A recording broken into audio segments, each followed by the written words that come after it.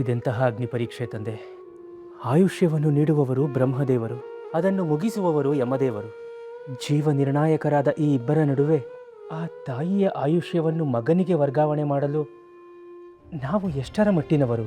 ಪದೇ ಪದೇ ನನಗೇಕೆ ಇಂತಹ ಕಠಿಣ ಸವಾಲುಗಳನ್ನು ಒಡ್ಡುತ್ತಿದ್ದೀಯ ತಂದೆ? ಆ ತಾಯಿಗೆ ನೀನೇಕೆ ನಮ್ಮಿಂದ ವಚನವನ್ನು ಕೊಡಿಸಿದೆ? ವಚನ ಭ್ರಷ್ಟನಾದರೆ ಅಪನಿಂದೆ ಅಪಮಾನ. ವಚನವನ್ನು ಪೂರೈಸೋಣವೆಂದರೆ ಅದು ಅಸಾಧ್ಯವಾದದ್ದು, ದೈವ ಸಂಕಲ್ಪಕ್ಕೆ ವಿರುದ್ಧವಾದದ್ದು. ಇಂತಹ ಸಂದಿಗ್ಧಕ್ಕೆ ಪದೇ ಪದೇ ನಮ್ಮನ್ನೇಕೆ ನೂಕುತ್ತಿದ್ದೀಯ ತಂದೆ? ರಾಘವೇಂದ್ರರೇ, ಗುರುಗಳಿಗೆ ಪ್ರಣಾಮಗಳು. ಇವತ್ತಿನ ಘಟನೆ ನಿಮ್ಮನ್ನು ಚಿಂತೆಗೆ ಈಡು ಮಾಡಿದಂತಿದೆ. ಹೌದು ಗುರುಗಳೇ, ಆ ತಾಯಿ ಇಂತಹ ಕ್ಲಿಷ್ಟವಾದ ಪ್ರಶ್ನೆಯನ್ನು ನಮ್ಮ ಮುಂದಿಡುತ್ತಾಳೆಂದು ನಮ್ಮ ಕಲ್ಪನೆಗೂ ಬರಲಿಲ್ಲ. ನಿಜ ಯತಿವರ್ಯರೇ, ಮಠದ ಮುಂದೆ ಇಂತಹ ಪ್ರಶ್ನೆ ಬಂದಿರುವುದು ಇದೇ ಮೊದಲು. ಬಹುಶಃ ಮೂಲರಾಮನೇ ನಿಮಗೆ ಹೊರಗೆ ಹಚ್ಚಲು ಈ ಸವಾಲನ್ನು ಒಡ್ಡಿರಬಹುದು. ತರ್ಕ, ವ್ಯಾಕರಣ, ನೀತಿಶಾಸ್ತ್ರಗಳಲ್ಲಿ ಅಪಾರ ಪಾಂಡಿತ್ಯ ಪಡೆದ ನಿಮ್ಮಂತಹ ಮೇಧಾವಿಗಳಿಂದಲೇ ಇಂತಹ ಘಟನೆಗಳಿಗೆ ತೀರ್ಪು ಸಿಗಬೇಕು. ಅದು ಜನಜನಿತವಾಗಬೇಕು. ಲೋಕದಲ್ಲಿ ಮನುಷ್ಯ ಸಂಬಂಧಗಳು ಮತ್ತಷ್ಟು ಗಟ್ಟಿಗೊಳ್ಳಬೇಕು. ಕಲಿಯ ಅಟ್ಟಹಾಸಕ್ಕೆ ದಿಕ್ಕೆಟ್ಟು ಅಧರ್ಮದ ಮಾರ್ಗಕ್ಕೆ ಹೊರಳಿರುವ ಜನರಿಗೆ ನಿಮ್ಮಿಂದ ಮಾರ್ಗದರ್ಶನವಾಗಬೇಕು. ಇದೇ ಮೂಲರಾಮನ ಇಚ್ಛೆ ಆಗಿರಬೇಕು. ಅದಕ್ಕೆ ಈ ಪರೀಕ್ಷೆ ಒಡ್ಡಿದ್ದಾನೆ ಎಂಬುದು ನಮ್ಮ ಭಾವನೆ. ಆದರೆ ಗುರುಗಳೇ, ಆ ತಾಯಿಯ ಬೇಡಿಕೆ ನಮ್ಮನ್ನು ಇಕ್ಕಟ್ಟಿಗೆ ಸಿಲುಕಿಸಿದೆ. ಈ ಪ್ರಶ್ನೆಯಿಂದ ಒಂದಂತೂ ಮನನವಾಯಿತು. ಯಾರನ್ನೂ ಸಾಮಾನ್ಯ ಜನರೆಂದು ಉತ್ಪ್ರೇಕ್ಷೆ ಮಾಡಿ ಮಾತು ಕೊಡಬಾರದು. ಆ ಶ್ರೀಹರಿ ಯಾರ ತಲೆಯೊಳಗೆ ಎಂತೆಂತಹ ದಿವ್ಯ ಪ್ರಜ್ಞೆಯನ್ನು ಅಡಕ ಮಾಡಿರುವನೋ ಯಾರು ಬಲ್ಲರು? ಹೌದು ಯತಿಗಳೇ, ಸಾವಿತ್ರಿ ಎಂಬ ಸಾಮಾನ್ಯ ಮಹಿಳೆ ತರ್ಕದಲ್ಲಿ ಯಮನನ್ನೇ ಇಕ್ಕಟ್ಟಿಗೆ ಸಿಲುಕಿಸಿ ಆಯುಷ್ಯ ಮುಗಿದಿದ್ದ ತನ್ನ ಗಂಡನನ್ನು ಬದುಕಿಸಿಕೊಳ್ಳಲಿಲ್ಲವೇ? ಜ್ಞಾನ ಯಾರ ಆಸ್ತಿಯೂ ಅಲ್ಲ. ಆದರೆ ನೀವು ಎಂತಹ ಸಮಸ್ಯೆಗಳನ್ನಾದರೂ ಸುಲಭವಾಗಿ ಬಗೆಹರಿಸುತ್ತೀರಿ ಎಂಬುದು ನಮ್ಮ ದೃಢವಾದ ನಂಬಿಕೆ. ಮೂಲರಾಮ ನಿಮಗೆ ಆ ಶಕ್ತಿಯನ್ನು ಅನುಗ್ರಹಿಸಿದ್ದಾನೆ. ಅವನನ್ನು ಸ್ಮರಿಸಿ ಅವನೇ ದಾರಿ ತೋರುತ್ತಾನೆ. ಗುರುಗಳು ನಮ್ಮ ಮೇಲಿಟ್ಟಿರುವ ಅತಿಯಾದ ಭರವಸೆಗೆ ಭಯವೂ ಆಗುತ್ತಿದೆ, ಧೈರ್ಯವೂ ಮೂಡುತ್ತಿದೆ. ಶ್ರೀ ಗುರುಗಳ ಅನುಗ್ರಹ ಸದಾ ನಮ್ಮ ಮೇಲಿರಲಿ. ನಾರಾಯಣ.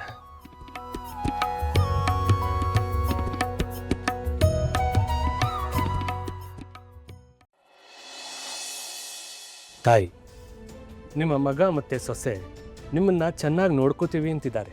ದಯಮಾಡಿ ನಿಮ್ಮ ನಿರ್ಧಾರವನ್ನು ಬದಲಾಯಿಸ್ಕೊಳ್ಳಿ.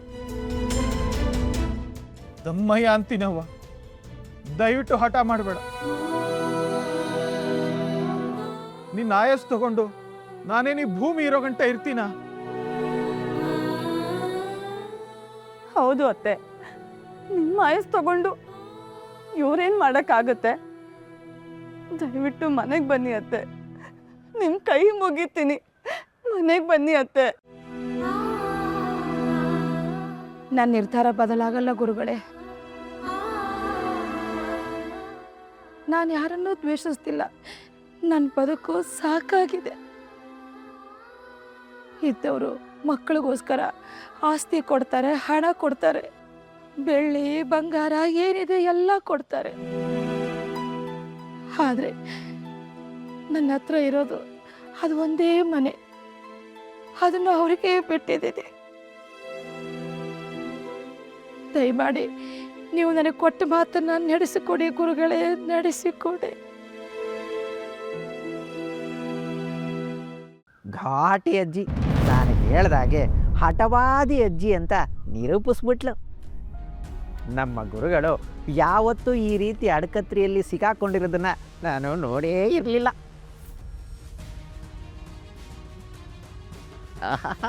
ಈ ಸಂತೋಷಕ್ಕೆ ಒಂದು ತಂಬಿಗೆ ಪಾಯಸ ಕುಡಿಬೇಕು ಅನ್ನಿಸ್ತಾ ಇದೆ ಗೋವಿಂದ.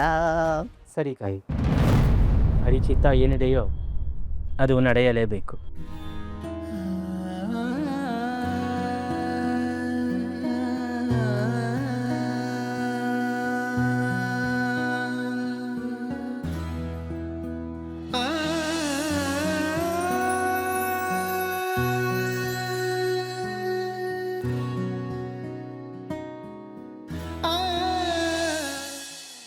ಕೃಷ್ಣಾಯ ವಾಸುದೇವಾಯ ಹರಯೇ ಪರಮಾತ್ಮನೆ ಪ್ರಣತಃ ಕ್ಲೇಶನಾಶಾಯ ಗೋವಿಂದಾಯ ನಮೋ ನಮಃ.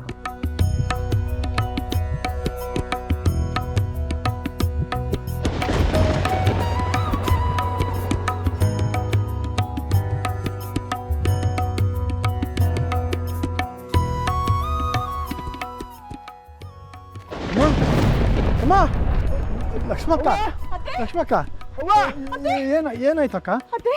ಅಮ್ಮ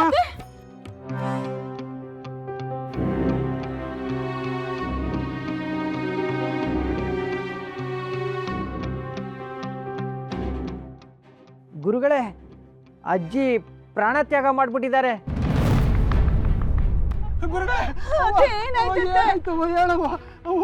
ಗುರುಗಳೇ ನಿಮ್ಮ ತಾಯಿ ಇನ್ನೂ ಸರಿಸುಮಾರು 10 ವರ್ಷಗಳ ಕಾಲ ಬದುಕುತ್ತಿದ್ದರು. ಈಗ ಅವರ ಆ 10 ವರ್ಷದ ಆಯುಷ್ಯವನ್ನು ಅವರು ನಿಮಗೆ ಧಾರೆ ಎರೆದಿದ್ದಾರೆ. ನಿಮ್ಮ ತಾಯಿಯವರ ಇಚ್ಛೆಯಂತೆ ಅವರ ಆಯುಷ್ಯವನ್ನು ಸಾರ್ಥಕಪಡಿಸಿಕೊಂಡು ಸುಖವಾಗಿ ಬದುಕಿ ಬಾಳಿ. ಇವಳ ಆಯಸ್ಸು ನನಗೆ ಬೇಡ ಗುರುಗಳೇ, ನನಗೆ ನಮ್ಮವ್ವ ಬೇಕು, ನನಗವ್ವ ಬೇಕು ಗುರುಗಳೇ, ನಮ್ಮವ್ವ ಬೇಕು. ನಮ್ಮ ಅವ್ವನ ಎದೆ ಹಾಲು ಕುಡಿದು ಬೆಳೆದಿದ್ದಿ, ಕೈ ತುತ್ತು ತಿಂದು ಬದುಕಿದ್ದೀನಿ.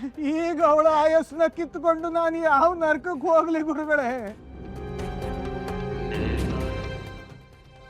ಅತ್ತೆ, ನಮ್ಮನ್ ಬಿಟ್ಟು ಹೋಗ್ಬೇಡಿ ಅತ್ತೆ, ಇದಕ್ಕೆಲ್ಲ ನಾನೇ ಕಾರಣ. ಬೇಕಾದ್ರೆ ನಾನೇ ನಿಮ್ಮ ಮಗನ್ ಬಿಟ್ಟು ಹೊರಟೋಗ್ತೀನಿ, ನೀವು ನಿಮ್ಮ ಮಗ ಚೆನ್ನಾಗಿರಿ. ಇದೇ ಮನುಷ್ಯನ ಸ್ವಭಾವ. ಬದುಕಿರುವವರೆಗೂ ಸತ್ತರೆ ಸಾಕು ಎಂದು ಶಾಪ ಹಾಕುತ್ತಾರೆ, ಸತ್ತ ಮೇಲೆ ಗೋಳಾಡುತ್ತಾರೆ. ಯಾವುದೇ ವಸ್ತು ಹತ್ತಿರವಿದ್ದಾಗ ಅದರ ಬೆಲೆ ತಿಳಿಯುವುದಿಲ್ಲ. ಅದು ನಮ್ಮಿಂದ ದೂರವಾದಾಗ ಅದರ ಬೆಲೆ ನಮಗೆ ಮನದಟ್ಟಾಗುತ್ತದೆ. ಆದರೆ ಆಗ ಅದು ನಮ್ಮ ಕೈತಪ್ಪಿ ಹೋಗಿರುತ್ತದೆ.